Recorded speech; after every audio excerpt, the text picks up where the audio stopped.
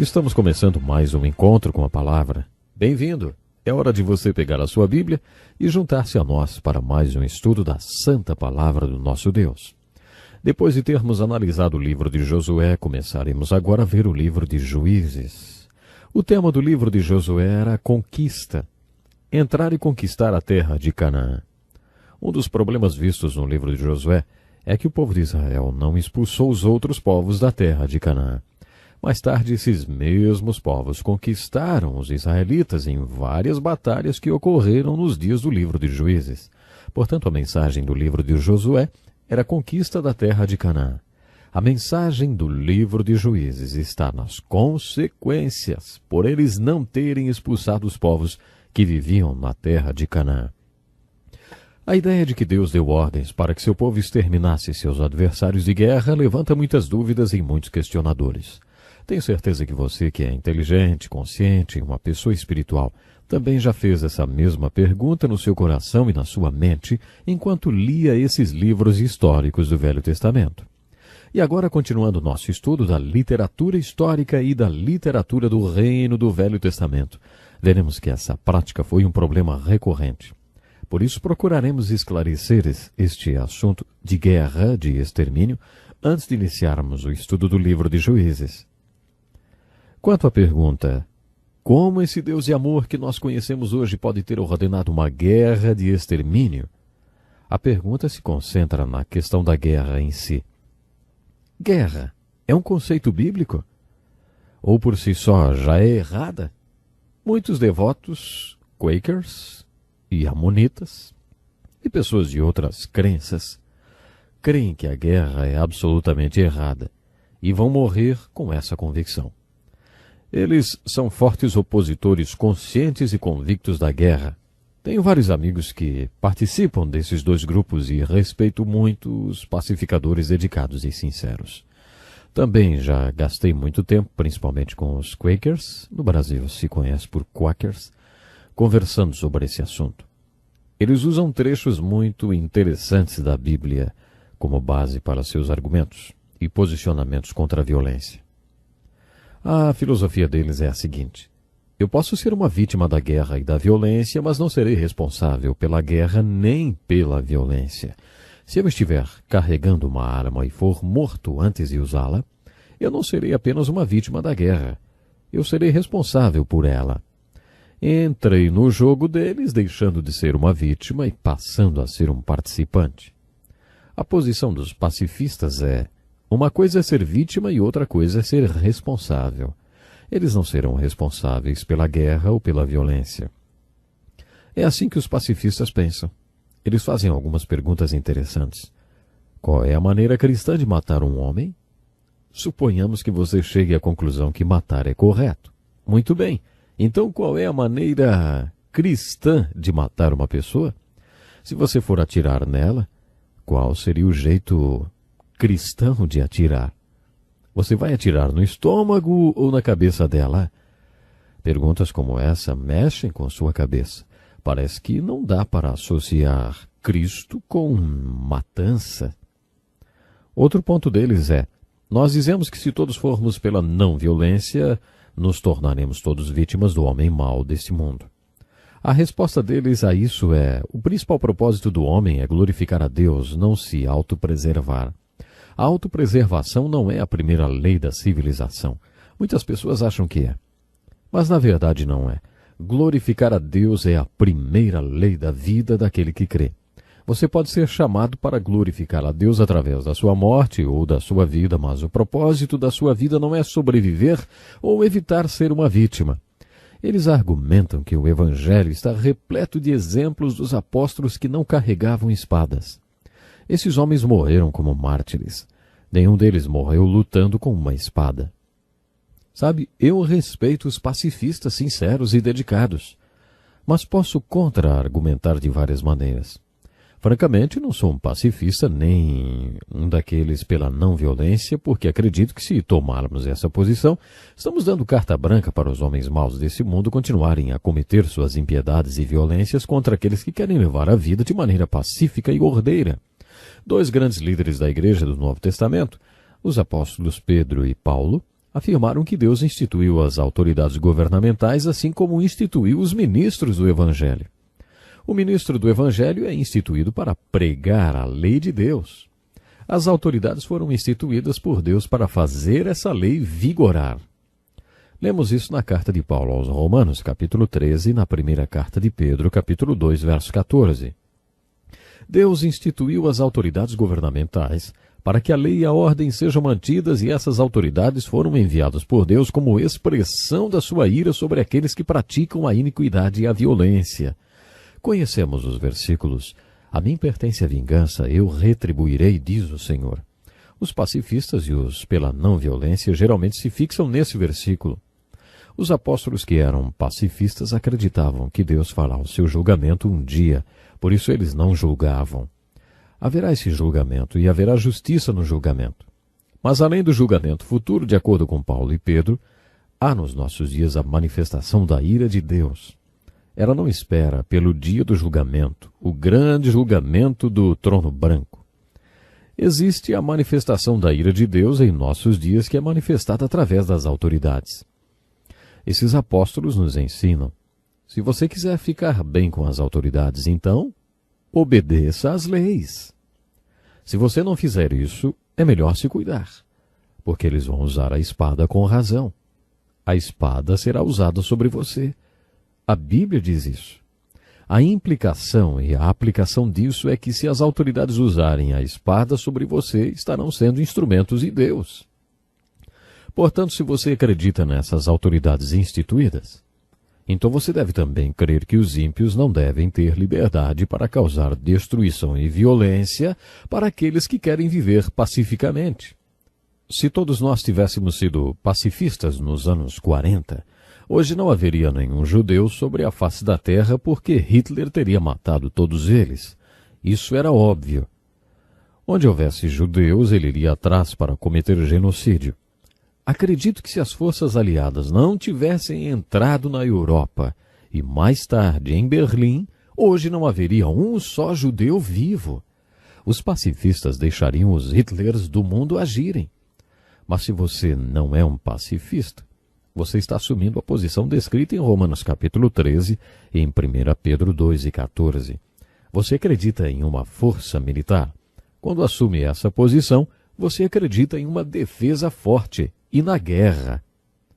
O general Eisenhower, oficial comandante das forças que invadiram a Normandia e mais tarde Berlim, tornou-se presidente dos Estados Unidos. Sua mãe era pacifista da Igreja de Cristo no estado do Texas, e foi como pacifista que ele foi criado. No 20º aniversário do Dia da Vitória na Europa, o general Eisenhower foi entrevistado ao lado do general Montgomery das Forças Expedicionárias Inglesas. O repórter perguntou ao general Eisenhower se o fato de sua mãe ter sido uma pacifista foi um problema para ele enquanto liderava o maior exército já reunido em todos os tempos. O general Eisenhower respondeu: francamente foi. Até que eu entrei no primeiro campo de concentração que tinha sido tomado, depois de ver o que os nazistas tinham feito naqueles campos de morte, nunca mais o pacifismo me causou qualquer problema.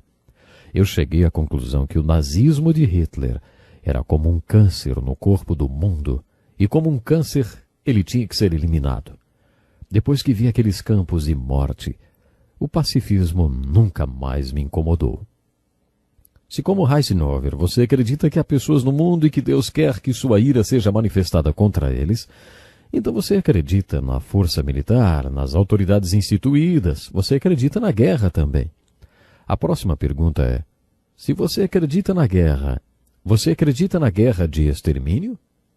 Na Primeira Grande Guerra, a guerra que terminaria com todas as outras guerras que aconteceu em 1918, quando a Alemanha foi conquistada na Primeira Guerra, não foi uma guerra de extermínio. Nem sequer foi uma vitória decisiva, porque 20 anos depois eles foram para a guerra outra vez.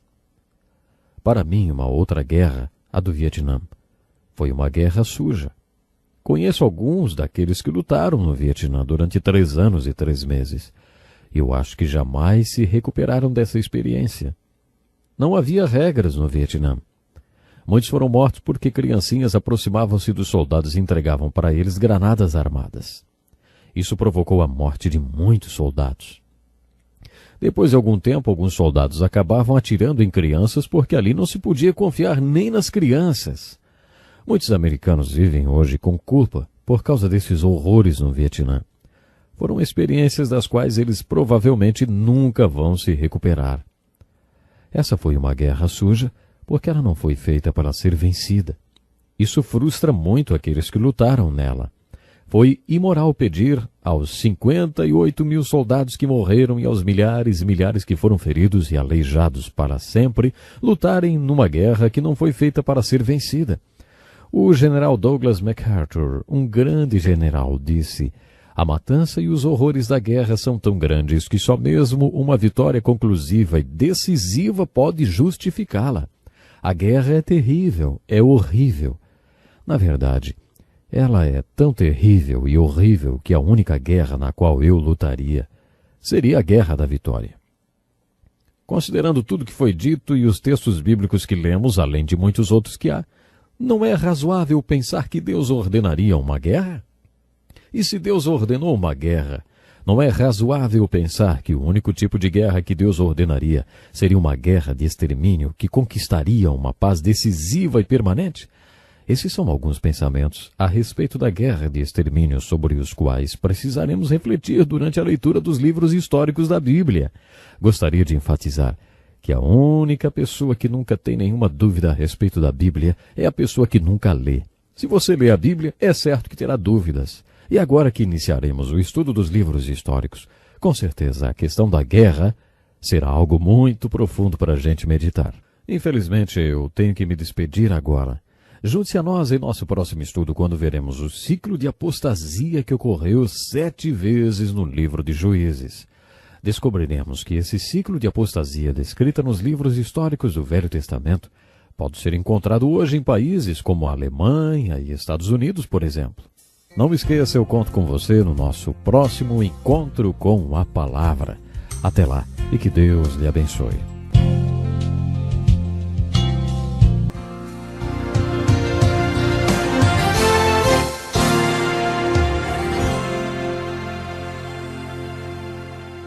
Bem-vindo ao programa Encontro com a Palavra para mais um estudo da Bíblia Sagrada. O nosso objetivo é analisar a Bíblia toda. Já estudamos até o livro de Juízes, que é o 7º livro da Bíblia. Abra sua Bíblia no livro de Juízes e acompanhe comigo mais esse estudo. O livro de Juízes compreende um período de 400 anos na história dos hebreus. É muita história. Entre os livros de Gênesis e Êxodo há um período de 400 anos. Entre o Velho Testamento e o Novo Testamento, há um período de 400 anos. O livro de Juízes sozinho cobre outro período de 400 anos. O livro de Josué começa com a morte de Moisés e a chegada de Josué na liderança do povo de Israel. O livro de Juízes começa contando a morte de Josué e a falta de liderança que seguiu a sua morte. Josué não treinou ninguém para substituí-lo na liderança. O livro de Juízes enfoca esse vácuo na liderança resultante da morte de Josué, que infelizmente não preparou ninguém para substituí-lo. Aparentemente ele não treinou um sucessor para o seu lugar. Em todo o livro de Juízes, nós percebemos que os juízes também não treinaram sucessores para o papel de líderes que eles exerciam. Enquanto o juiz estava vivo, o povo contava com uma liderança, mas depois que ele morria, não havia mais liderança. Assim estabelecia-se o vácuo na liderança. Como acontece com outros livros da Bíblia, não sabemos quem escreveu o livro de Juízes. Ele compreende um período da história que vai da morte de Josué até os tempos de Samuel, um período de 400 anos. O versículo-chave do livro indica que não havia rei durante esse período da história, e que cada pessoa vivia segundo aquilo que achava certo aos seus próprios olhos. Essa afirmação aparece 4 vezes no livro e é considerada a sentença-chave desse livro. O fato da figura de um rei ser mencionado no livro sugere que o livro tenha sido escrito durante um período que havia um rei, durante uma monarquia, então. No entanto, o autor se remete a um tempo passado, quando havia um vácuo na liderança, quando não havia nenhum tipo de liderança. Muitos estudiosos acreditam que Samuel seja o autor do livro de Juízes, o que é bem provável, já que Samuel viveu sob uma monarquia. Ele pode mesmo ter sido o autor. O livro de Juízes cobre um período da história dos hebreus que vai da morte de Josué até o período dos livros que Samuel escreveu e que tem o seu nome, que é 1º e 2º Samuel. Esse foi considerado um período negro na história dos hebreus. Foi o período anterior à divisão do reino e ao cativeiro dos reinos do norte e do sul. O livro de Juízes traz uma mensagem muito forte. Essa mensagem se refere a um problema básico, um câncer que trouxe consequências terríveis ao povo de Deus. Esse problema, esse câncer, recebe o nome de apostasia. Já mencionamos essa palavra antes. Ela é composta de duas palavras, apo, que significa distante, e tasia, que significa tomar posição. Você se lembra que no final do livro de Josué, os filhos de Israel tomaram uma posição de fé? Eles afirmaram que queriam servir a Deus e obedecê-lo em primeiro lugar em suas vidas. Josué convocou-os e disse: escolham hoje a quem vocês vão servir. Mas eu e a minha casa serviremos ao Senhor. Então o povo fez a sua escolha. Nós também serviremos ao Senhor. Eles também tomaram essa posição. A apostasia é simplesmente isso. Você tomar uma posição como os filhos de Israel fizeram no final do livro de Josué e mais tarde tomar uma posição contrária, ou seja, posicionar-se longe, distante daquela posição anterior. Isso é apostasia. No livro de Juízes, eles entraram nesse ciclo de apostasia 7 vezes. Gostaria de ilustrar esse ciclo da história que repetiu-se 7 vezes no livro de Juízes com um relógio. Às 12 horas, os filhos de Israel decidiram servir e obedecer a Deus em primeiro lugar em suas vidas. Mas, a 1 hora, eles cometeram apostasia. Eles se afastaram daquela posição que tinham tomado no final do livro de Josué. Depois de se afastarem daquela posição original de servir e obedecer a Deus em primeiro lugar em suas vidas, eles começaram a viver o terrível banquete de consequências que a apostasia sempre traz. Eles passaram a viver na corrupção moral. Às 3 horas, eles desenvolveram também a corrupção política. E mais tarde, às 4 horas desse ciclo, Deus levantou um inimigo. Poderia ter sido os cananeus, os midianitas ou os moabitas, mas Deus levantou um inimigo muito mais forte. Deus tentou avisar o povo, mas eles não quiseram ouvir a Deus. Às 5 horas houve uma guerra e eles foram vencidos por esse inimigo que Deus tinha levantado. Depois de terem sido conquistados nessa guerra, o povo de Deus atinge o ponto mais baixo do ciclo às 6 horas. Nessa hora, eles estavam derrotados. Aqueles que não foram mortos tornaram-se escravos. Eles foram escravos por diferentes períodos, algumas vezes durante 7 anos e em outras vezes durante 8 anos.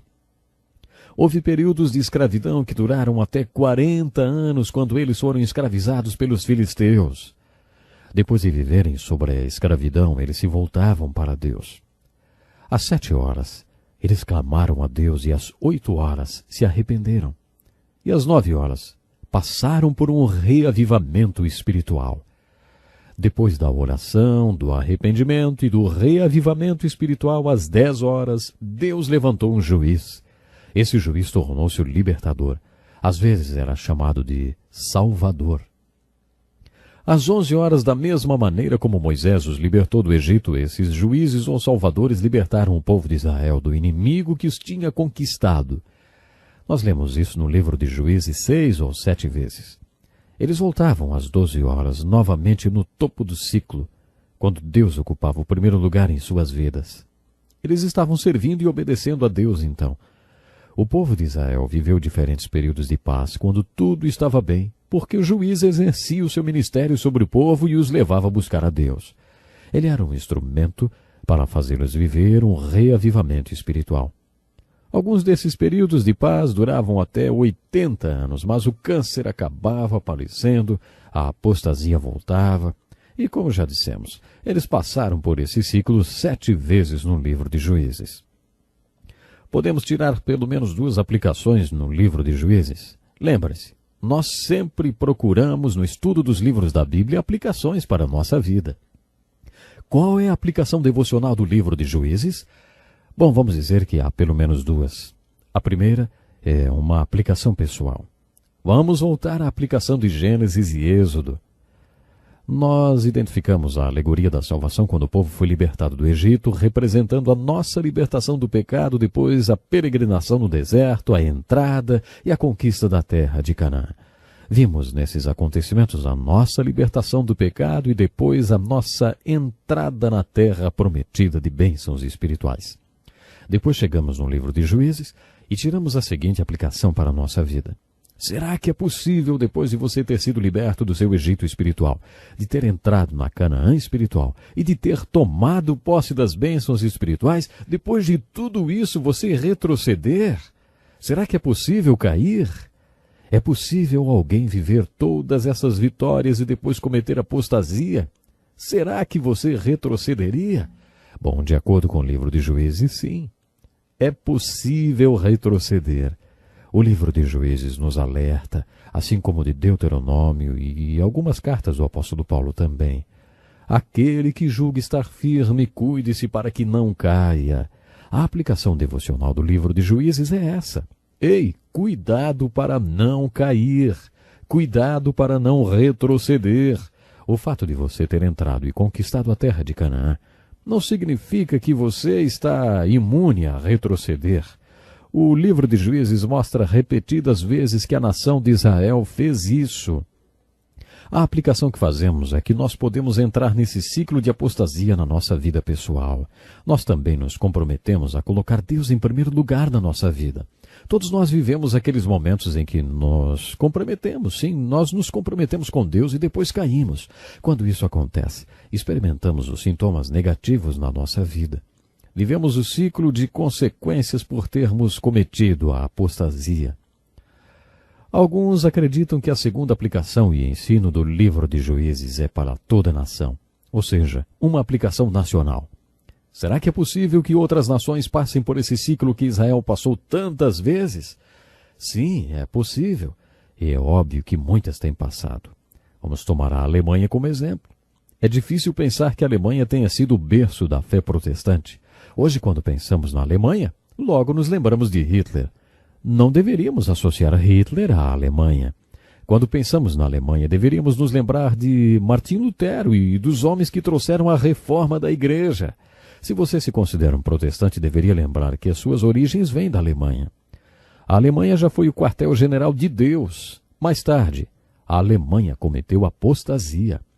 Acho que com as universidades, eles trocaram Deus pelo racionalismo, pelo humanismo e pela lógica. Eles entraram nesse ciclo de apostasia e experimentaram o banquete das consequências. Para muitos estudiosos, isso aconteceu com vários países. Aconteceu na Terra Santa. A Terra Santa também já foi um quartel-general de Deus. E por que Deus se mudou para a Turquia, Éfeso e tantos outros lugares? Porque a Terra Santa tornou-se apóstata. Foi assim que Deus foi parar na Inglaterra. Bom, muitos acreditam que hoje Deus tem a sua base nos Estados Unidos. Nunca se esqueça desse ensino do livro de Juízes para as nações. Muitos acreditam que agora sejam 4 horas para os Estados Unidos nesse ciclo de apostasia. Essa nação do passado colocou Deus em primeiro lugar. Se você ler algumas minutas das antigas assembleias do Congresso, especialmente as da cidade de Williamsburg, na Virgínia, você conhecerá quais eram as bases espirituais das pessoas que fundaram essa nação. Mas agora vemos toda essa corrupção moral e política. Você sabe qual é a maior igreja do mundo hoje? A Igreja da Coreia. Não é a dos Estados Unidos. Talvez Deus tenha mudado seu quartel-general para lá. E daqui a alguns anos opere de lá, da Coreia. Para muitos essa é a lição do livro de Juízes. Não espere as 6 horas para ter um reavivamento e se voltar para Deus. Por que não se voltar para Deus às 4 horas? Ou às 3? Por que não viver o reavivamento espiritual antes que todas aquelas terríveis consequências aconteçam? Essa é a mensagem do livro de Juízes. É isso que pregadores como Billy Graham estão tentando dizer aos Estados Unidos. Os Estados Unidos da América precisam de um reavivamento espiritual para reverter uma grande catástrofe. Mas se não houver esse reavivamento e o país não se voltar para Deus, a nação chegará no ponto mais baixo do ciclo às 6 horas. Essa é uma aplicação espantosa. E você? Onde você se encontra no relógio da apostasia? A minha oração é que esta mensagem seja um disparo para despertar você antes que seja tarde e você possa clamar hoje, agora, e se voltar para Deus. O nosso tempo esgotou, mas eu lhe convido, esteja conosco no próximo programa. Até lá então, Deus lhe abençoe.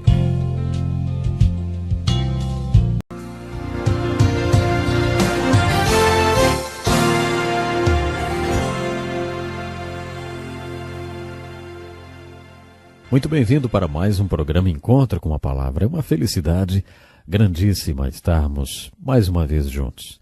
Continuando o nosso estudo do Velho Testamento, veremos pela segunda vez o livro de Juízes. Nesse livro observamos o ciclo histórico que se iniciava com a apostasia, que quer dizer afastar-se daquela posição anteriormente tomada com relação a Deus. Comparado a um relógio, esse ciclo funcionava da seguinte forma. Às 12 horas, os filhos de Israel estavam servindo a Deus. À 1 hora, eles cometiam uma apostasia espiritual. Às 2 e às 3 horas, eles se corrompiam moral e espiritualmente. Às 4 horas, Deus levantava um inimigo. Às 5 horas, eles entravam em guerra contra esse inimigo. E às 6 horas, eles eram mortos e escravizados. A seguir, após períodos de tempo que variavam quanto à duração, às 7 horas, eles clamavam a Deus. Às 8 horas arrependiam-se de seus pecados e apostasia. Às 9 horas experimentavam um reavivamento. Às 10 horas se dava a libertação deles e às 11 horas Deus levantava um juiz. Isso os levava de volta às 12 horas. Eles atingiam o topo do ciclo, eram retos diante de Deus, colocavam-no em primeiro lugar em suas vidas e o serviam outra vez. É impressionante, mas após um período de tempo que parecia pequeno, cometiam apostasia outra vez. É importante que tenhamos essa perspectiva histórica do livro de Juízes em mente e também nos lembremos que esse livro cobre um período de 400 anos. Às vezes o povo andava em retidão diante de Deus por um período de 80 anos, até que cometiam apostasia novamente. E quando pensamos na aplicação do livro de Juízes para as nossas vidas, podemos nos perguntar: quanto tempo leva até que nos tornemos apóstatas? Aplique isso na sua própria vida. Suponhamos que você enfrente uma crise durante a qual assuma um compromisso com Deus e o coloque em primeiro lugar na sua vida. Quanto tempo levaria até que você se afaste da posição assumida com Deus? Será que demoraria 80 anos? Talvez leve 8 dias, ou 8 semanas, ou 8 meses, até que você se esqueça que se comprometeu com Deus, hein? Pense em uma nação. Quanto tempo demora até que uma nação se torne apóstata? Pense em uma igreja. Visite uma igreja onde a palavra de Deus e o evangelho são pregados. Volte 40 anos depois e veja o que eles estão pregando. Quantas igrejas ainda pregam hoje que pregavam há 40 ou 80 anos? Estude os fundadores das denominações modernas, como Wesley, Calvino, Lutero e outros grandes líderes. Examine suas biografias e seus sermões e veja o que pregavam e no que acreditavam. A seguir, visite uma de suas igrejas hoje e observe o que está sendo pregado por lá. Que nome damos a isso? Apostasia. Afastar-se daquela posição anteriormente assumida com Deus. Quanto tempo demora até que eles cometam apostasia? Às vezes não chega nem a 80 anos. No livro de Juízes lemos sobre esses períodos de apostasia. Levava algum tempo até que o povo se tornasse apóstata. Lemos nesse livro que eles cometeram apostasia 7 vezes. Quando isso aconteceu pela primeira vez, eles foram conquistados pelos sírios e escravizados por 8 anos. Então Deus levantou um juiz chamado Otoniel que libertou o povo de Israel. Israel que teve paz durante 40 anos. Durante 40 anos eles foram retos diante de Deus. O povo cometeu apostasia mais uma vez. Foi conquistado pelos moabitas que naqueles dias viviam sob o reinado de Egon. O povo serviu a esse rei durante 18 anos até que Deus levantou um juiz chamado Eude. A única informação que temos dele é que era canhoto. Eude libertou o povo e eles tiveram paz durante 80 anos. A terceira apostasia resultou na conquista do povo de Israel pelos cananeus sob o reinado de Jabim, cujo general era Cícera, que possuía 900 carros de ferro. Os filhos de Israel serviram a Jabim durante 20 anos. Dessa vez, quando eles clamaram a Deus, a libertação veio por meio de uma mulher muito corajosa. Você lembra? Débora. Débora convenceu o israelita Baraque a acompanhá-la na conquista dos cananeus. Parece que Baraque precisou ser arrastado por Débora e foi esperneando.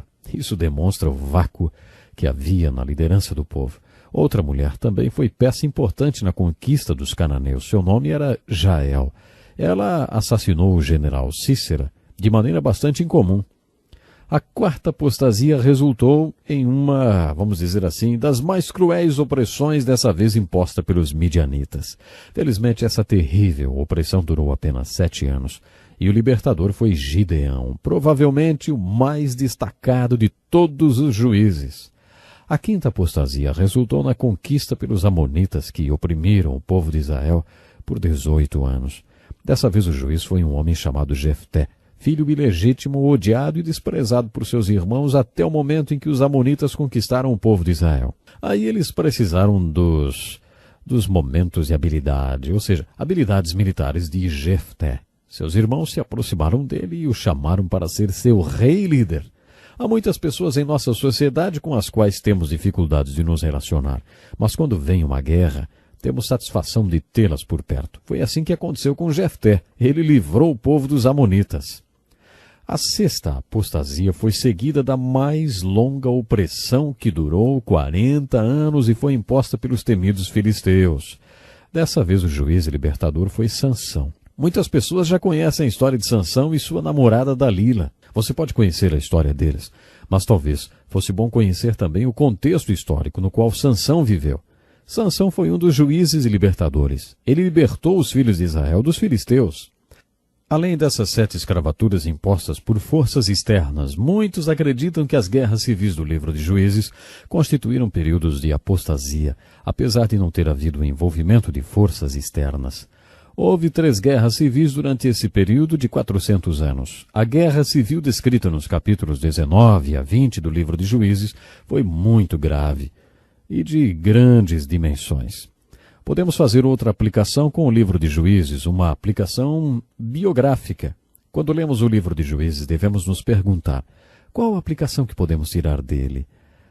Já sugerimos uma aplicação pessoal. Pode ser que você entre em um ciclo de apostasia. É possível que precise de um reavivamento e que esteja vivenciando algumas das terríveis consequências resultantes da apostasia. Você tomou uma posição diante de Deus e acabou se afastando dela. É por isso que nada dá certo. Nada vai dar certo mesmo até que você volte para Deus e reafirme o seu compromisso com Ele. Também podemos tirar do livro de Juízes uma aplicação para o nosso país. Pode ser que, de acordo com a ilustração do relógio, sejam 4 horas para muitos países.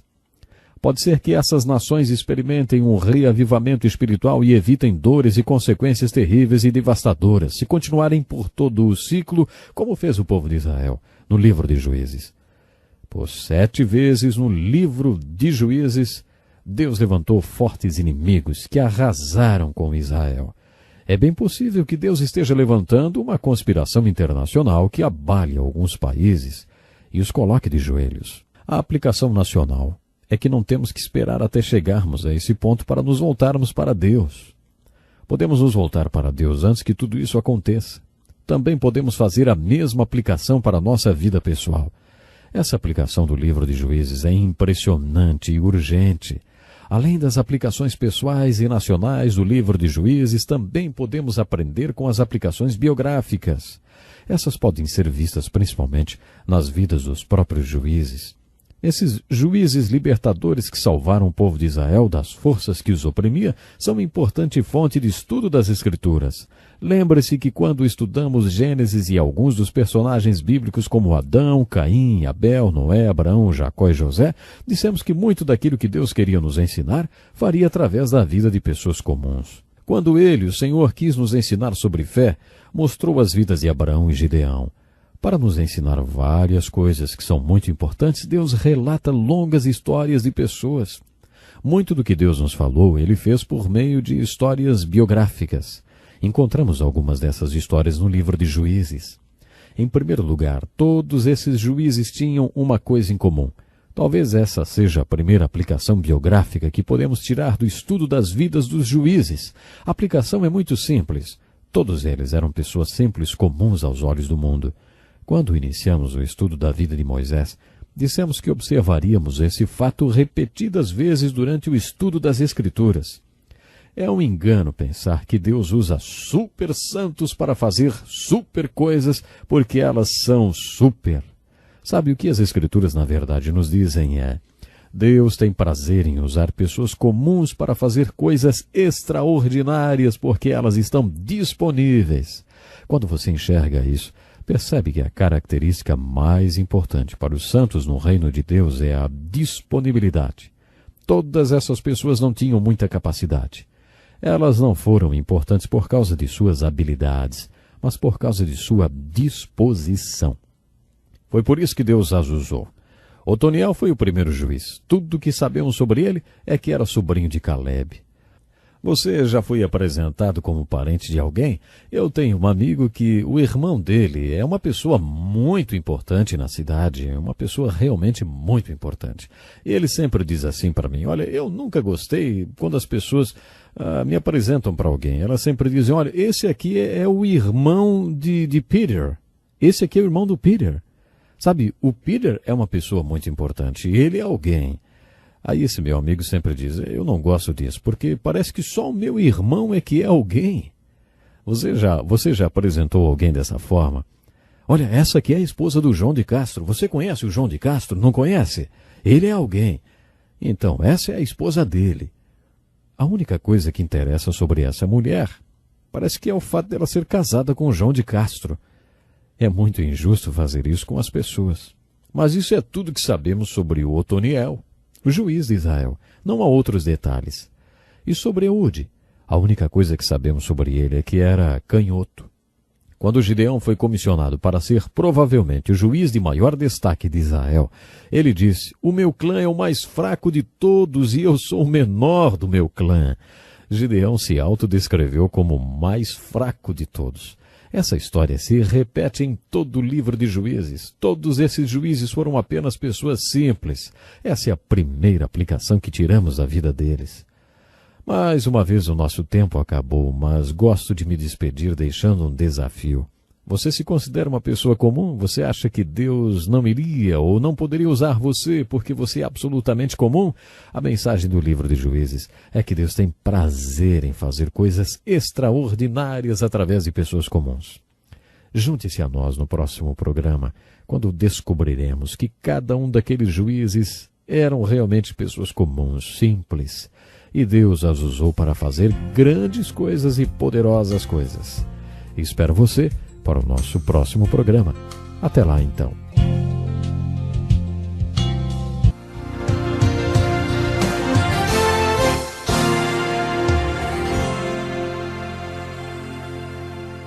É hora de pegar a sua Bíblia e juntar-se a nós para mais um estudo da Santa Palavra do nosso Deus.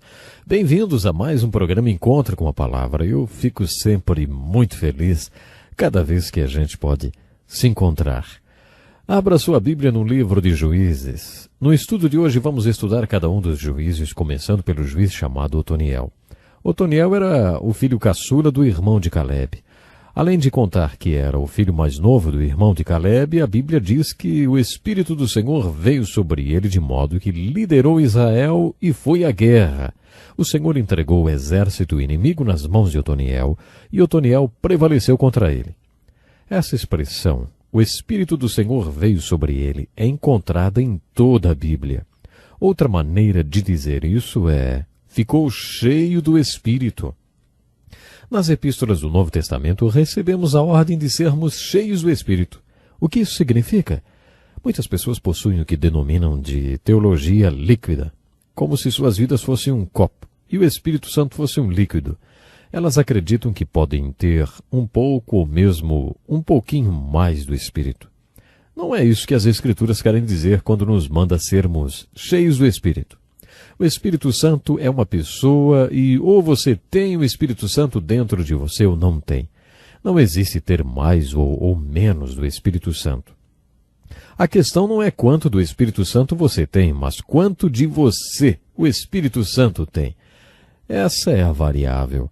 Quanto o Espírito Santo controla a sua vida, hein? Bom, isso depende do quanto você se submete a ele e o obedece. O Espírito Santo tem muito ou pouco controle sobre você?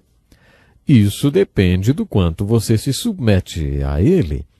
Quando alguém submete-se ao Espírito Santo, ele pode controlar a pessoa totalmente, tomar o controle de sua vida. Paulo, na verdade, nos ordena para não estarmos sob a influência do álcool, o que é um extremo, mas para estarmos sob a influência do Espírito Santo, para ficarmos bêbados com o Espírito. Um bêbado está sob a influência e sob o controle do álcool. É possível ficarmos sob a influência do Espírito dessa mesma forma, tão controlados pelo Espírito, ao ponto de sermos cheios do Espírito Santo. É isso que essa expressão significa. Na minha opinião, usamos essa expressão de maneira errada. Algumas pessoas dizem para mim, você é pastor, você é cheio do Espírito. Minha resposta costuma ser, nem sempre. E você é? Para algumas pessoas existem aqueles cristãos cheios do Espírito e os outros cristãos. Os cristãos cheios do Espírito estão sempre cheios do Espírito. E os outros nunca ficam cheios do Espírito. A vida passa e eles não ficam cheios. As Escrituras realmente ensinam que devemos ser cristãos cheios do Espírito. Mas eu não acho que alguém consiga realmente ser sempre cheio do Espírito.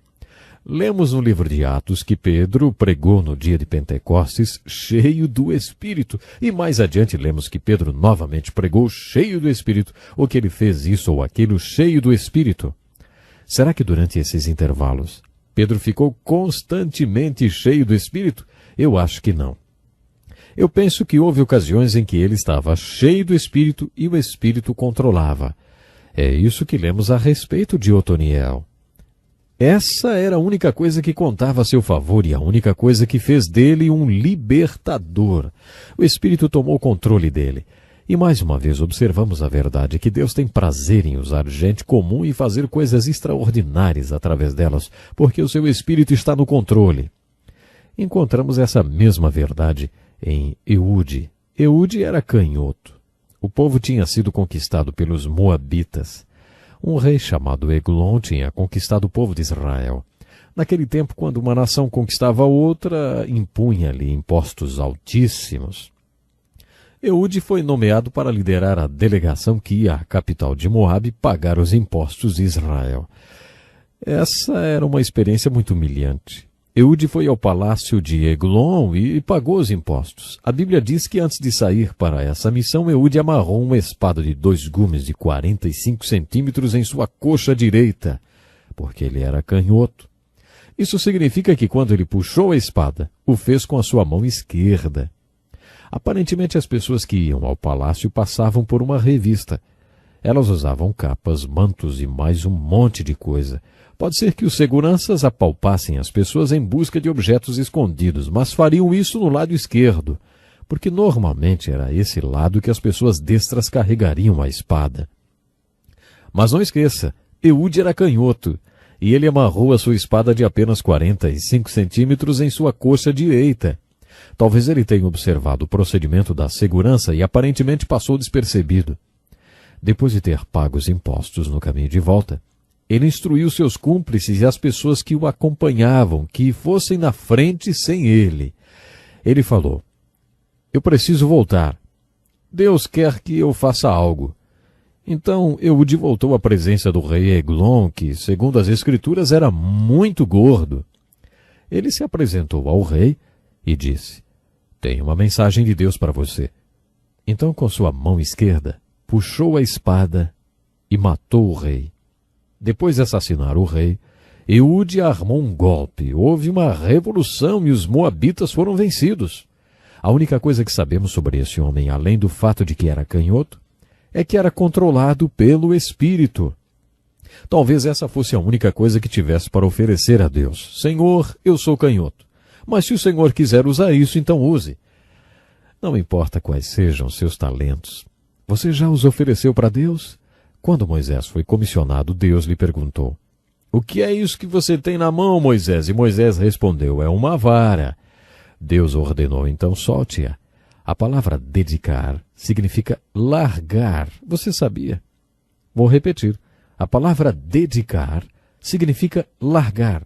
Não importa quais sejam seus talentos ou dons, Deus quer que você os lance diante dele. Deus os usará da mesma forma que usou o canhotismo de Eude. Uma das histórias desses juízes que eu mais gosto é a história de Débora. Débora tinha um dom espiritual especial. Ela era profetisa. Débora sentava-se sob uma palmeira e profetizava. E o povo vinha de todos os cantos de Israel para ouvi-la falar sobre Deus e sobre as mensagens da parte de Deus que ela tinha. Um dia, sob uma palmeira, ela disse a um homem chamado Baraque: Deus tem uma mensagem para você, e a mensagem é essa: mobilize 10.000 homens e ataque o general Cícera, aquele que possui 900 carros de ferro e um grande exército. Ataque-o e livre o povo de Israel das mãos dos cananeus. Parece que depois disso, Débora teve que arrastar Baraque para a batalha. Baraque respondeu com muita gentileza: se você for comigo, eu irei. Mas se você não for comigo, não irei. Quando as pessoas veem isso, pensam que ele foi muito covarde, né? Mas havia mais coisa envolvida. Débora era profetisa e Baraque sabia que Deus realmente falava através dela. Portanto, Deus iria ajudá-lo a cumprir aquela ordem e o plano seria vitorioso. Talvez ele tenha dito aquilo para Débora a fim de testar se ela realmente acreditava que aquela mensagem era de Deus, e por isso disse: você vem e marcha conosco. Débora concordou, mas disse o seguinte: eu estou avisando, vou com você, mas ficará registrado na história que o povo foi libertado pelas mãos de uma mulher. Ela mostrou que acreditava na sua profecia. É interessante notar que a profecia se cumpriu.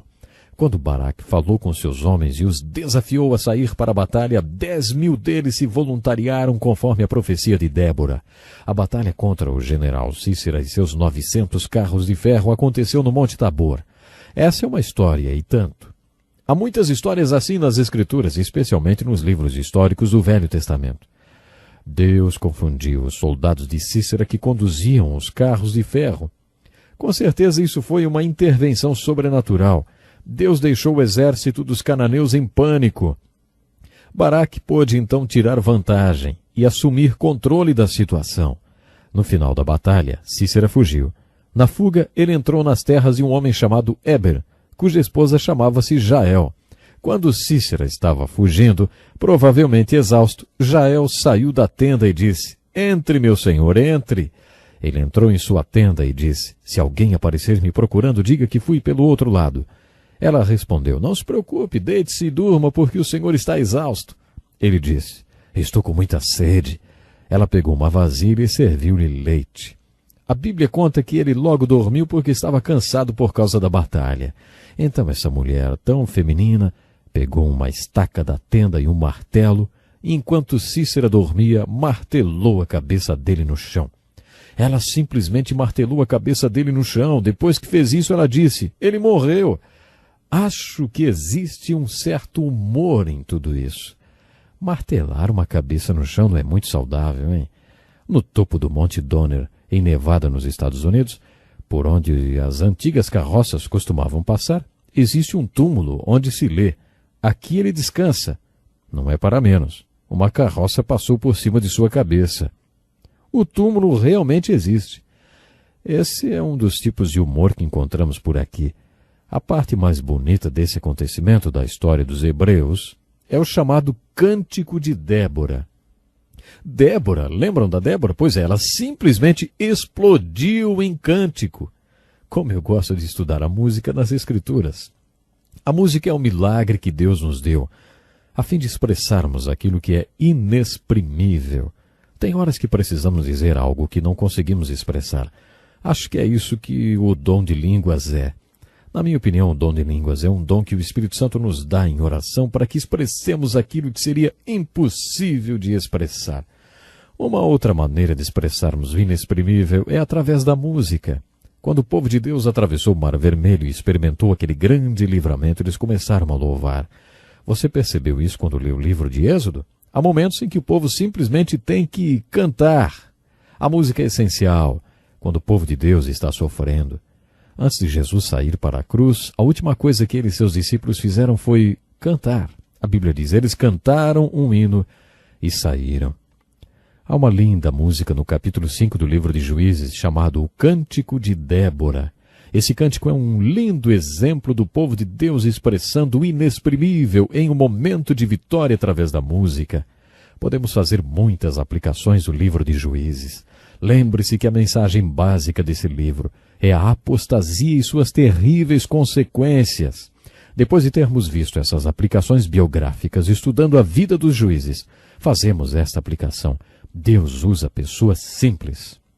Deus tem prazer em usar pessoas simples e comuns, como você e eu. Ele amou usar aquelas pessoas simples e comuns para fazer coisas extraordinárias. Não esqueça, Deus quer usar você hoje. Pense nisso. E até o nosso próximo encontro com a palavra.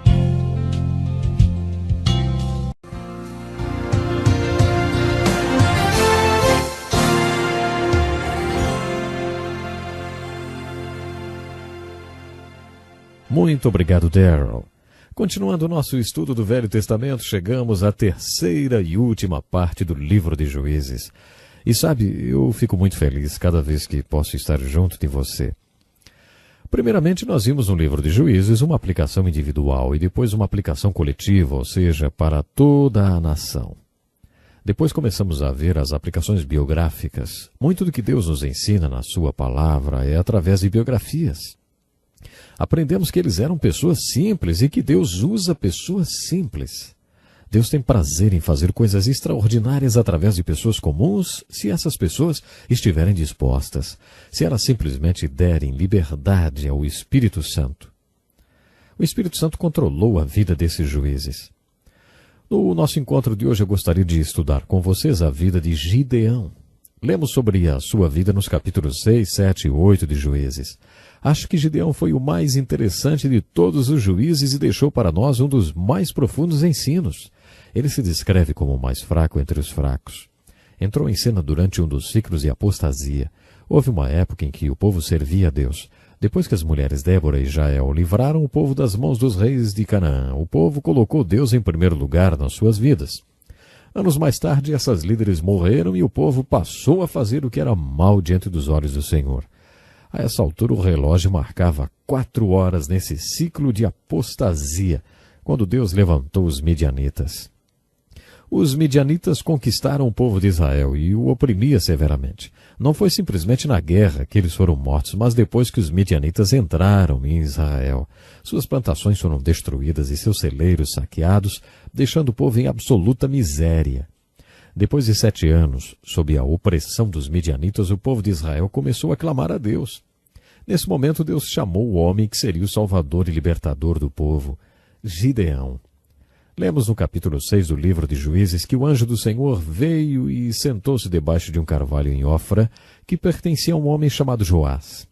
O seu filho Gideão estava malhando trigo no lagar para escondê-lo dos midianitas. O anjo do Senhor apareceu e disse: "O Senhor é contigo, homem de grande valor", ou guerreiro de grande valor. A resposta de Gideão foi: "Ah, meu Senhor, se o Senhor está conosco, por que nos aconteceu tudo isso?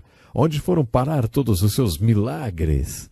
Parafraseando o texto, o anjo de Jeová respondeu: "Salve, homem poderoso de valor." Gideão disse: "Se o Senhor está conosco, por que tudo isso está acontecendo para nós? Onde estão todos os milagres sobre os quais ouvimos falar?" Lembre-se do contexto histórico.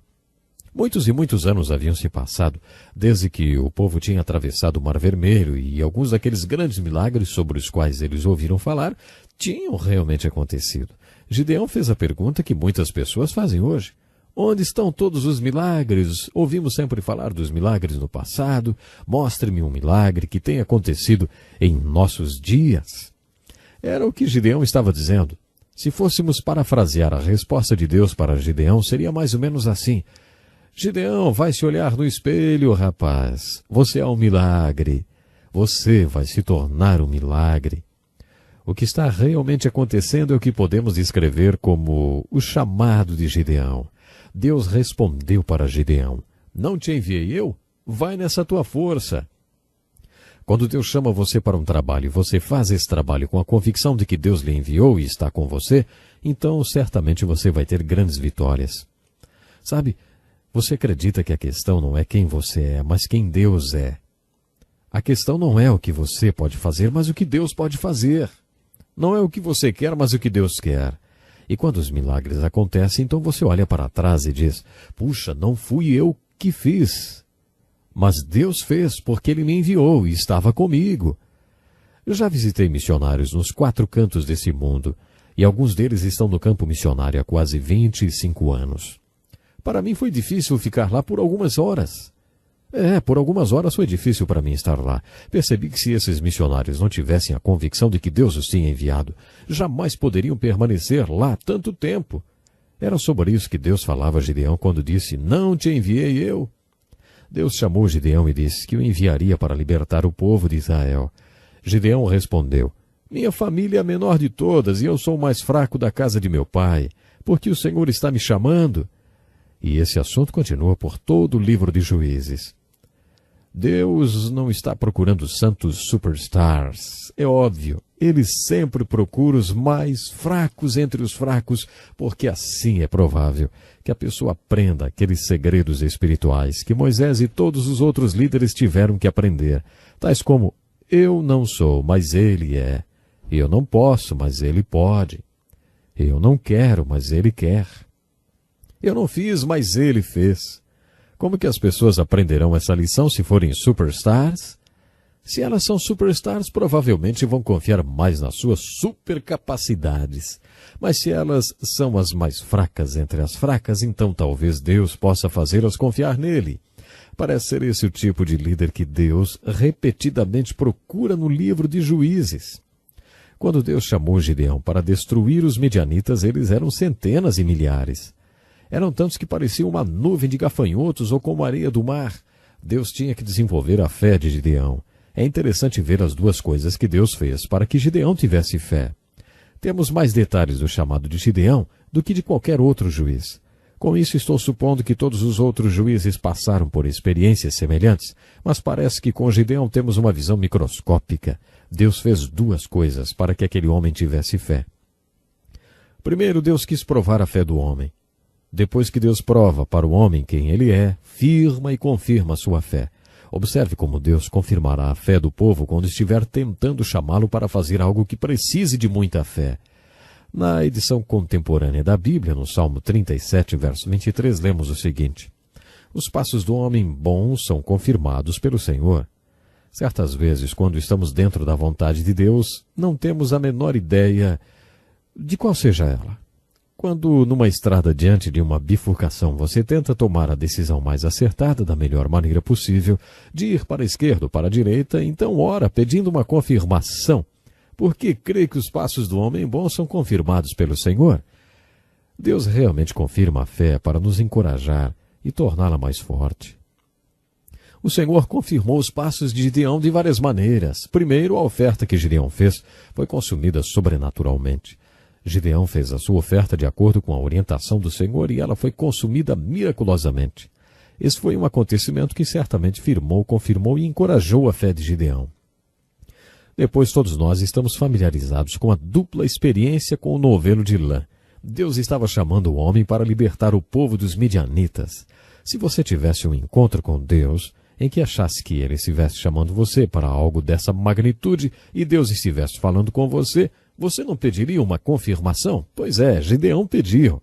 Ele disse para Deus: Deus, se o Senhor está realmente falando comigo, porque eu posso estar em dúvida de que o Senhor esteja realmente falando comigo, então faça esse milagre para mim.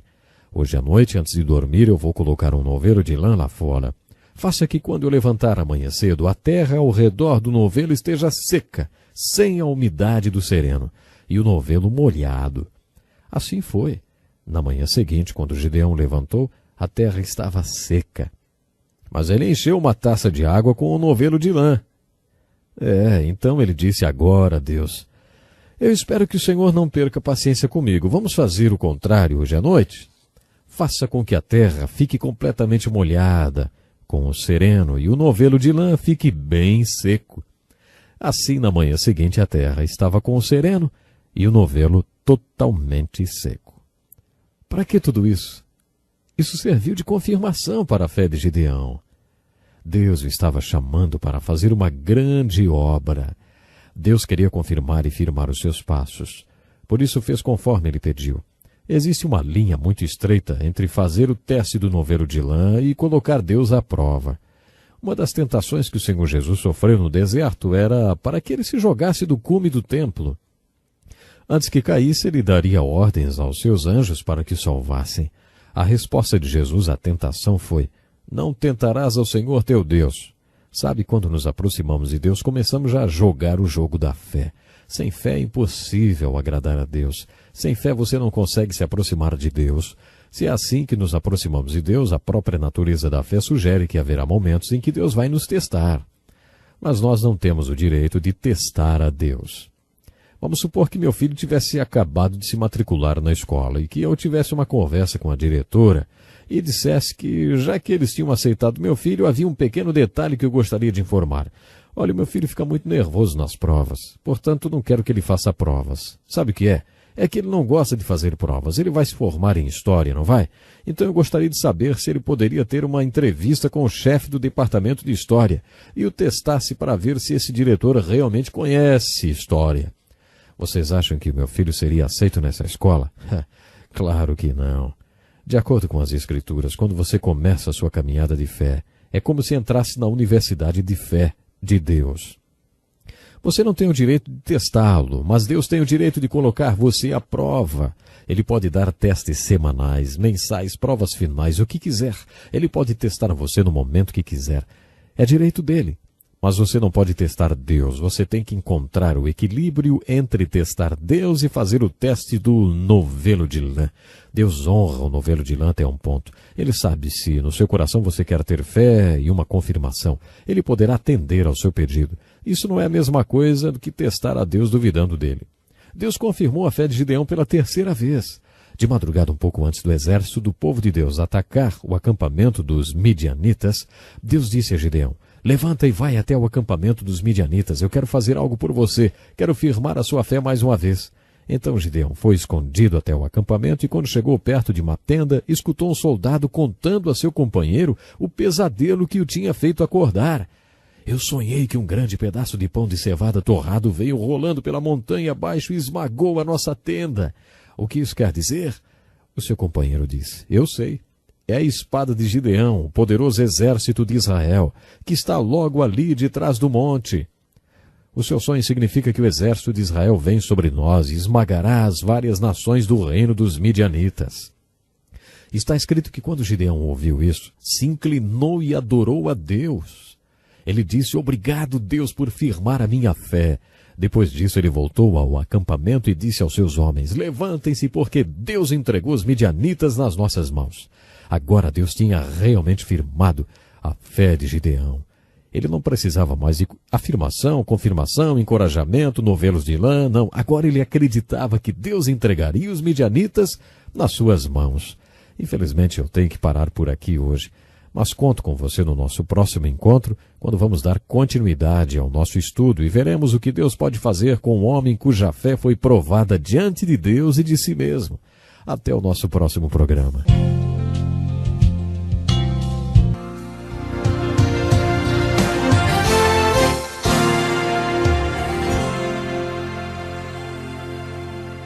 Que felicidade grandíssima, mais uma vez podermos estar juntos para mais um encontro com uma palavra. E eu digo bem-vindo para mais um estudo da inspirada palavra de Deus. No estudo anterior chegamos até a vida de Gideão, no livro de Juízes. Abra sua Bíblia no capítulo 6. Vimos como Deus usou Gideão para derrotar os midianitas, um povo ímpio que oprimia os filhos de Israel naqueles dias. Deus provou de maneiras maravilhosas quem ele era. Descobrimos que Deus queria provar Gideão. Nos capítulos 6 e 7 do livro de Juízes, observamos Deus dando prova de si mesmo para Gideão e também provando-o. Você pode chamar isso de o desafio de fé de Gideão. Por exemplo, uma das primeiras coisas que Deus mandou Gideão fazer para provar a sua fé tinha a ver com o seu pai, que era um dos idólatras do povo e tinha construído um altar para Baal, um deus pagão. Deus disse a Gideão: olha, eu quero que você pegue o melhor boi do rebanho do seu pai. Nos dias de hoje seria a mesma coisa que dizer para pegar um equipamento caro. Por exemplo, um trator no valor de mais ou menos uns 100 mil reais. Acorrente o boi ao altar, derrubando-o. Depois corte toda a estátua do ídolo em pedaços e faça uma fogueira, e aí sacrifique o boi no fogo como sacrifício a Deus. Vai e faça isso com o ídolo do seu pai. Isso não foi um desafio? Olha, eu acho que foi. Para algumas pessoas existe uma estrutura de autoridade que nos obriga a fazermos aquilo que nosso pai nos manda fazer. As Escrituras dizem: filhos, obedecei a vossos pais. E eu não acho que isso signifique que um adulto deva obedecer ao seu pai e à sua mãe. Deve honrá-los e respeitá-los, isso sim, não necessariamente obedecê-los. Muitas vezes nos evangelhos Jesus afirmou: quem coloca pai ou mãe como uma prioridade na vida não é digno de mim. Jesus nos desafia a fazermos dele a nossa prioridade, acima dos nossos pais. Isso foi um grande desafio de fé para Gideão. Ele fez o que Deus o mandou fazer, obedeceu a Deus ao pé da letra. Na manhã seguinte, quando o povo da cidade se levantou e viu o que aconteceu ao seu altar e ao seu ídolo, disse: quem fez isso? E a resposta foi: Gideão. Quiseram matar Gideão por haver desonrado Baal. Então algo muito interessante aconteceu. Seu pai tomou partido, defendeu Gideão, e disse: vocês é quem deve morrer por oferecerem ofertas a Baal. Se ele é Deus, deixem que ele mesmo se defenda. Gideão então recebeu o nome de Jerubaal, que significa Baal que se defenda. O grande desafio veio quando Deus mandou Gideão diminuir o seu exército. Esta é uma das maiores histórias do Velho Testamento. Depois de toda a confirmação e afirmação, Gideão levou 32 mil homens para atacar os midianitas. Quando estavam a caminho do ataque, Deus disse: Gideão, você tem muita gente. Se conquistar os midianitas com toda essa gente, você vai achar que ganhou a guerra por causa do tamanho do seu exército. Eu quero que se levante e faça um pequeno discurso. Diga: se algum de vocês estiver com medo, então vá para casa. Eu não preciso de você. Lembre-se de um conceito citado em Deuteronômio 20. Moisés disse: quando você estiver saindo para a batalha para enfrentar um inimigo mais forte, exercite a sua fé levantando-se e dizendo ao povo: você que ainda não casou, mas está noivo, você poderá ser morto nessa batalha, e aí outra pessoa se casará com a sua noiva. Isso não é certo, vá para casa. Se você plantou uma vinha e ainda não colheu o seu fruto, outra pessoa poderá vir e comer o seu fruto, hein? Se você for morto na batalha. Por isso vá para casa. Nós não precisamos de você. Havia muitas categorias como essas nas normas de mobilização para a guerra. O Santo Espírito de Deus fez com que Gideão pusesse em prática a palavra de Deus enquanto marchava com os 32 mil soldados. Gideão se levantou e disse: se alguém estiver com medo, então vá para casa. 22 mil homens foram para casa. Agora ele estava marchando com 10 mil homens e Deus disse: ei, Gideão, você ainda tem muita gente. Se você vencer a batalha com todo esse exército, vai pensar que foi por causa da quantidade de soldados. Por isso, quando você chegar àquele rio, eu vou dar uma peneirada neles para você. Quando eles chegarem às margens do rio, estarão cansados da marcha. Aqueles homens que se abaixarem e largarem suas armas para beber a água, ficarão desse lado do rio. Mas aqueles que estiverem tão ansiosos para lutar contra os midianitas e apenas lamberem a água enquanto atravessam o rio, diga-lhes para ficarem do outro lado do rio. 9.700 homens se abaixaram para beber a água. Deus disse: diga-lhes para irem para casa, não precisamos deles. Mas aqueles 300, é isso mesmo, 300 homens que apenas lamberam a água enquanto atravessavam o rio, entregarei os midianitas nas suas mãos. Isso é apenas 1% de todo o exército com o qual Gideão começou. 300 homens. Vemos aqui uma linda aplicação e um lindo ensinamento. Veremos o Senhor Jesus desenvolvendo e aplicando esse ensino na sua primeira aparição. Deus não precisa de uma maioria apática. Nunca precisou. Ele precisa de uma minoria comprometida. É essa lição que aprendemos quando vemos esse exército ser reduzido de 32 mil homens para 300. Outra maneira pela qual Deus provou a fé de Gideão foi por meio do plano de batalha para derrotar os midianitas. Vou tentar ilustrar. Na verdade, a conquista sobre os midianitas não foi um milagre sobrenatural, como foi a conquista de Canaã por Débora. Naquele caso, o milagre sobrenatural causou uma confusão entre as 900 carruagens de ferro de Sísera. Houve uma intervenção divina. Eu realmente creio em milagres, e creio que à medida que você se aprofundar nas Escrituras, terá que decidir se quer crer também ou não. Mas nem todos os milagres foram sobrenaturais. A vitória de Gideão exigiu muita fé, uma tremenda coragem e um bom plano estratégico. Os midianitas estavam acampados num vale muito escuro. Estava tão escuro que eles não viam um palmo na frente do nariz. Deus ordenou que Gideão dividisse o seu exército em 3 companhias de 100 homens cada e os posicionasse ao norte, leste e também oeste. Gideão recebeu ordens bem específicas e as passou para seus homens. Temos aqui um estudo profundo de liderança. Gideão disse: terá que ser assim. Tudo o que eu fizer, vocês deverão fazer. Isso sim é liderança. Todos aqueles homens estavam realmente comprometidos. Na mão direita eles tinham um tipo de jarra que cobria a tocha e na mão esquerda tinham uma trombeta. Quando Gideão deu o sinal, eles quebraram as jarras, expuseram as 100 tochas. Depois tocaram as 100 trombetas e aí gritaram: espada pelo Senhor e por Gideão. Isso aconteceu em 3 diferentes lugares. Se você fosse um midianita, dormindo no chão, em completa escuridão, o que pensaria se acordasse e ouvisse 100 jarras se quebrando, visse 100 tochas, ouvisse 100 trombetas tocando e 100 homens gritando ao norte do seu acampamento? Depois a mesma coisa ao leste e depois a mesma coisa ao oeste. Olha, você provavelmente pensaria que estava cercado pelo imenso exército de Gideão. Nós sabemos que eram apenas 300 homens comprometidos. Esse fato corresponde à aplicação de uma promessa dada por Moisés no livro de Levíticos.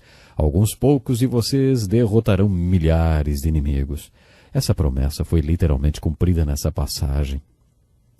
Os midianitas pensaram que estavam cercados. Lembrem-se, estava escuro como o breu. Eles simplesmente entraram em pânico e começaram a matar uns aos outros. Os homens de Gideão os puseram para correr do vale. Eles foram marcados como gado. Então aqueles homens de Gideão que tinham deixado o exército voltaram para a batalha.